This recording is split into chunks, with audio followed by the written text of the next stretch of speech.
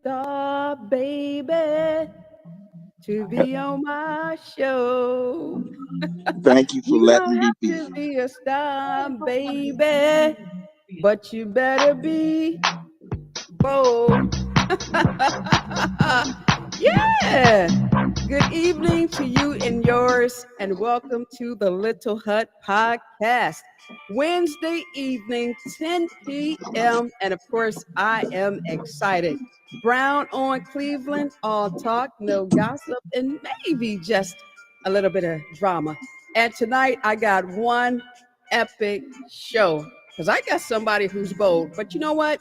Before I do that, I got to take care of my sponsors.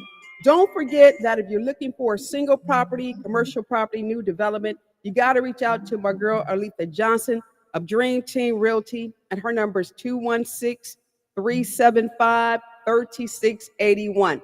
Then, if you're looking for hoodies, t-shirts, jackets, tumblers, cups, mugs, team uniforms, whatever the case may be, call Angie Marie over in Maple Heights at 216-395-7335. And that's 1111 New Beginning Creations. And of course, you got my buddies over there in Garfield Heights. So you know what? I am so excited tonight. I got a young man hanging out with me, and he got some stuff that he want to talk about. Now, let me give you guys a snippet. Now, President Barack Obama, well, he's not president anymore, but he's the former president of this here United States of America. And a lot of black men right now are telling me that former President Barack Obama, that he misspoke. One gentleman told me that, hey, President Barack Obama, you talk too damn much. But listen, it's not coming from Kimberly F. Brown, the Little Hut Podcast, Brown on Cleveland. It's coming from black men who have been offended by the remarks of the former president. And the former president, his name is President Barack Obama. So today, I have a young man who reached out to me. He got something, y'all, he want to say.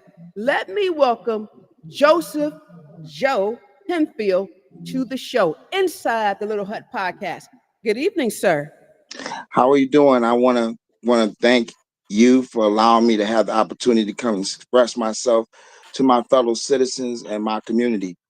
This is an honor. I consider you to be one of the revolutionaries I know, and I appreciate that you responded to me so quickly to give me an opportunity to bring something that I didn't choose.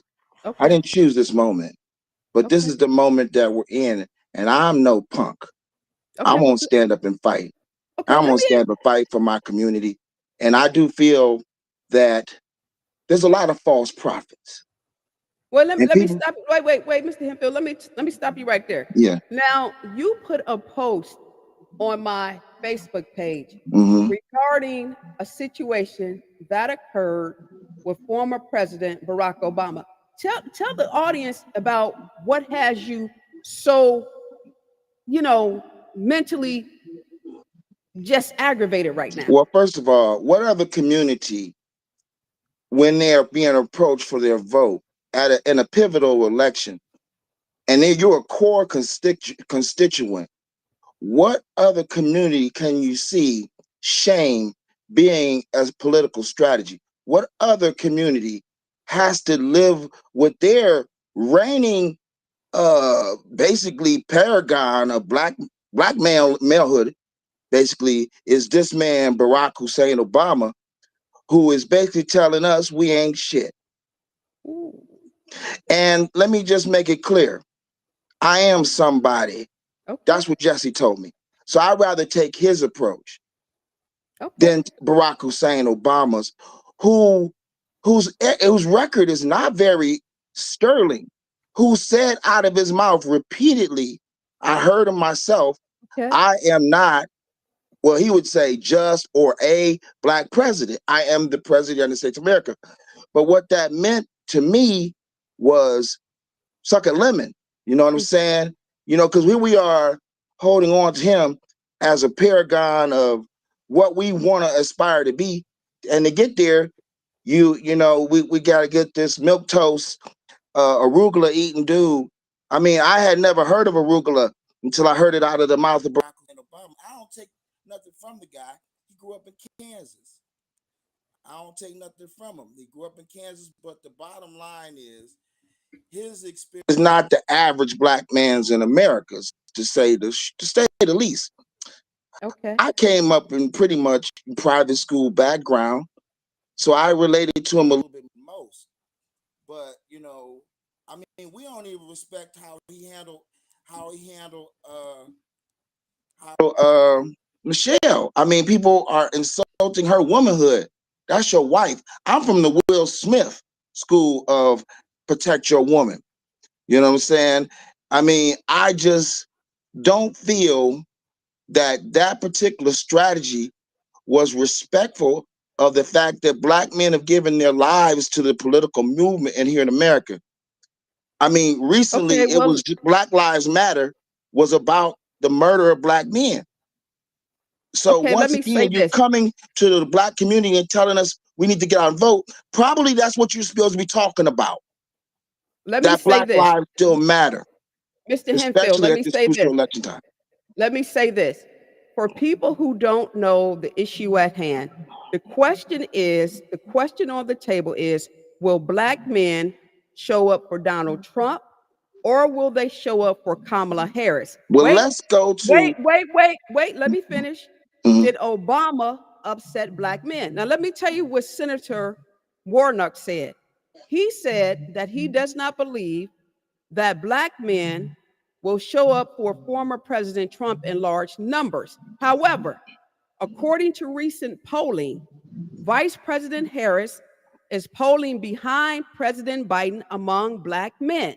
Can I tell you why? Warnock joined CNN's State of the Union on Sunday morning to dispel concerns as election days near.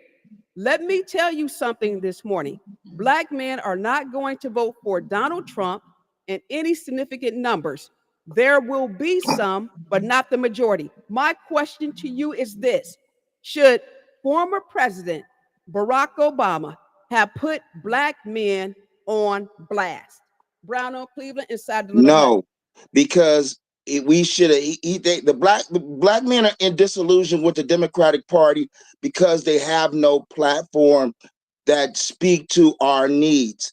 They give us what they think we want, but they don't really know what is needed. Their programs don't work. I'm an entrepreneur. You know, PPP was successful to some extent, but then at the end of it, they was locking people up. So I'm more for, hey, that was during the Trump administration. Not to say now that was done with the tactic support of Democrats trying to keep it real, but at the end of the day, Obama has a very weak record of what the hope and change he offered, and we remember that. When we were still hoping and changing, and he was off with the billionaires with at least going to Diddy parties. So at Okay. the end of the day, we still waiting on the revolution. We've been waiting on the revolution since Huey and Bobby. We've been waiting on the revolution since then.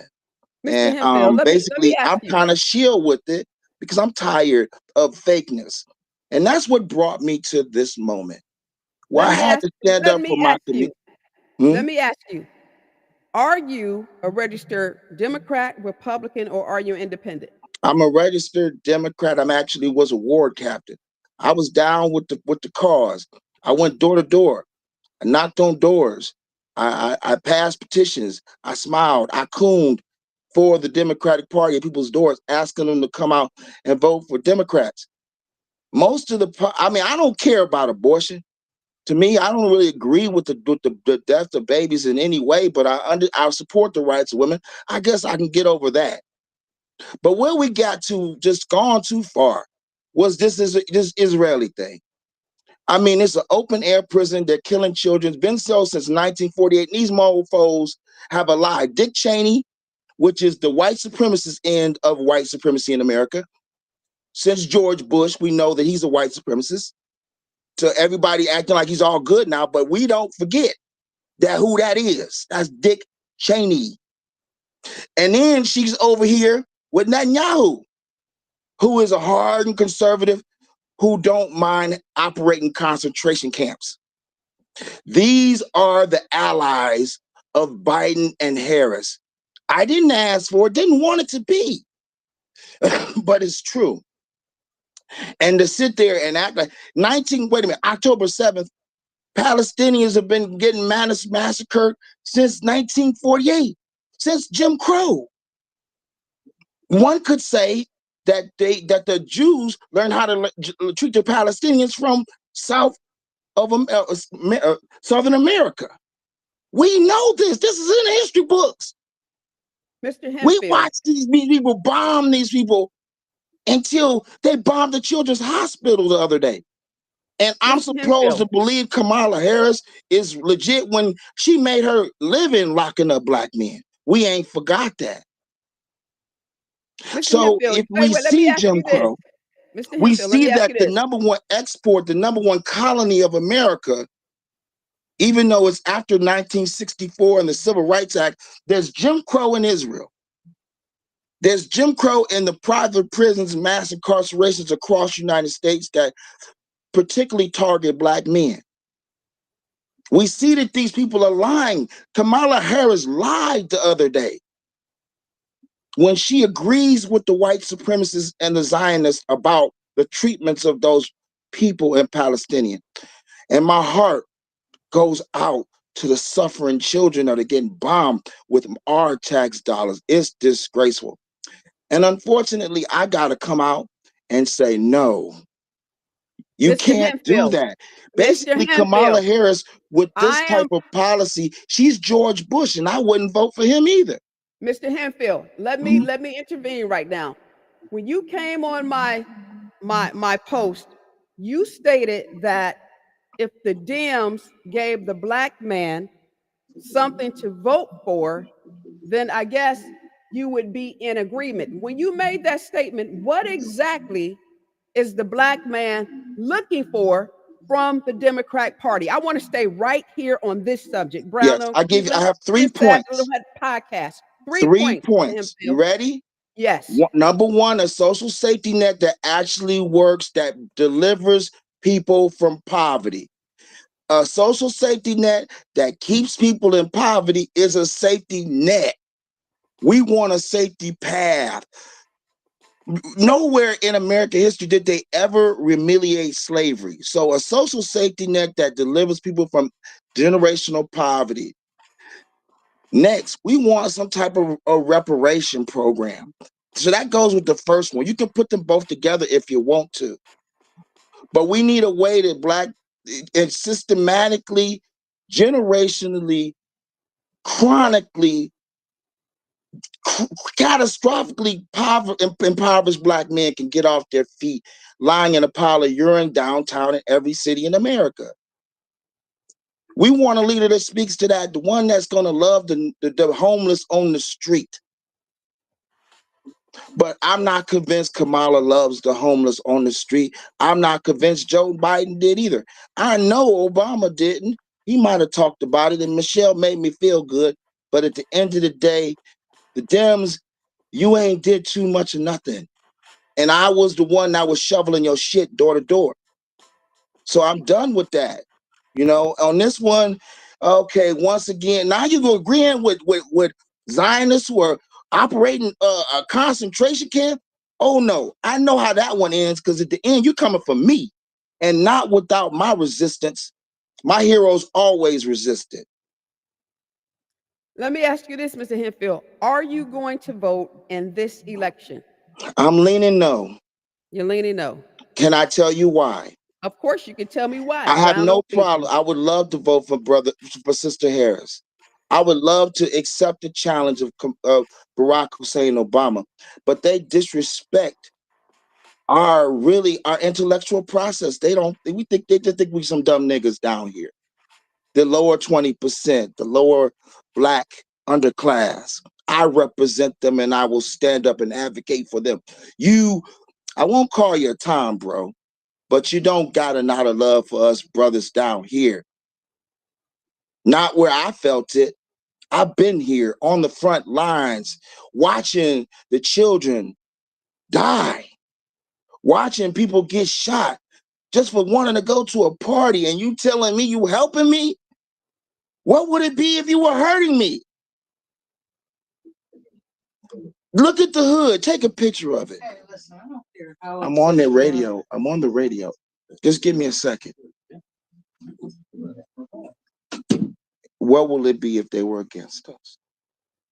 So basically, when I see this, and this is what's occurring right now, whether they say the crime rate is going down or not, I still see systemic problems in the Black community, starting with the educational system, down to the housing and homelessness exploding, down to just the food stamps getting cut off. I mean, to me, you want me to be excited about Democrats? You were just losing a minute ago. Y'all, all hope was just lost a second ago. I ain't forgot. The stuff that we were upset about still here, bro. And you dogging us for what? Because we ain't excited. Because we don't feel the hope and change. What's the poverty rate? It's the same. Home ownership, uh, incarceration rates, literacy rates are the same since what 1865. Our situation has not changed. The struggle is still the same, and we have no friends from my perspective, because you just got up there and the talk is what Black men ain't doing. If Kamala loses, what you mean is Black men's fault?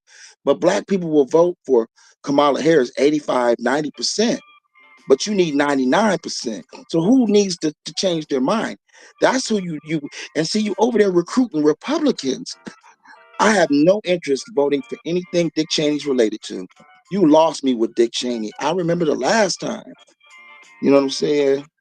You know, that dude, he's down with Nixon, who basically built the mass incarceration war on drugs on Black men. That's your buddy.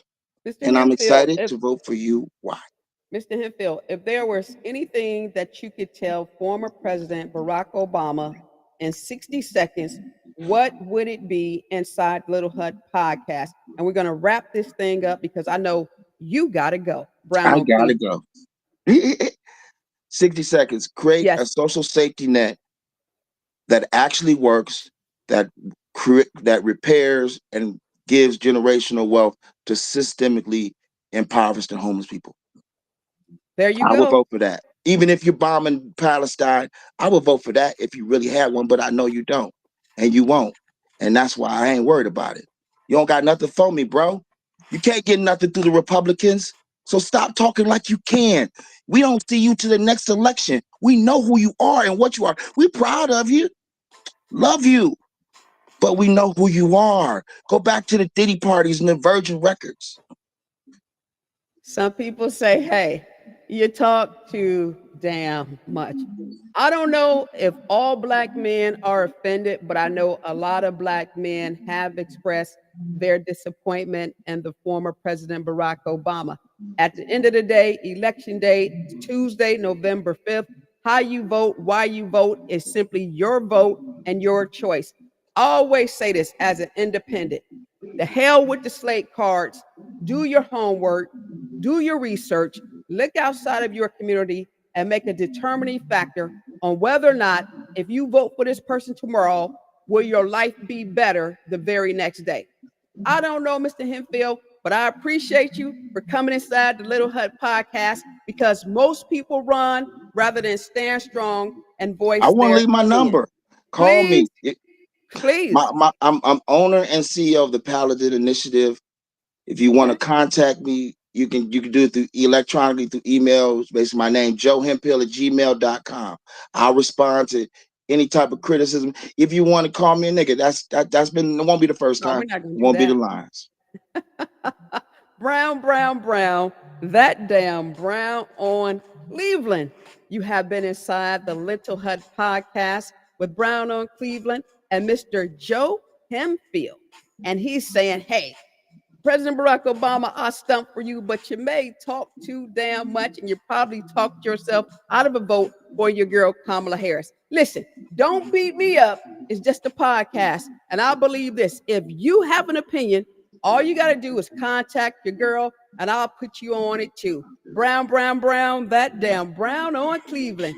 And as I say each and every podcast, I know that you don't like me, and I'm okay with it because, hey, I probably don't like you either, right? But if you need me, call me. Don't talk about me because I will talk about you back. Kimberly F. Brown inside the Little Hut Podcast. You don't have to be a star, baby, to be on my show. You don't have to be a star, baby, but you better be bold.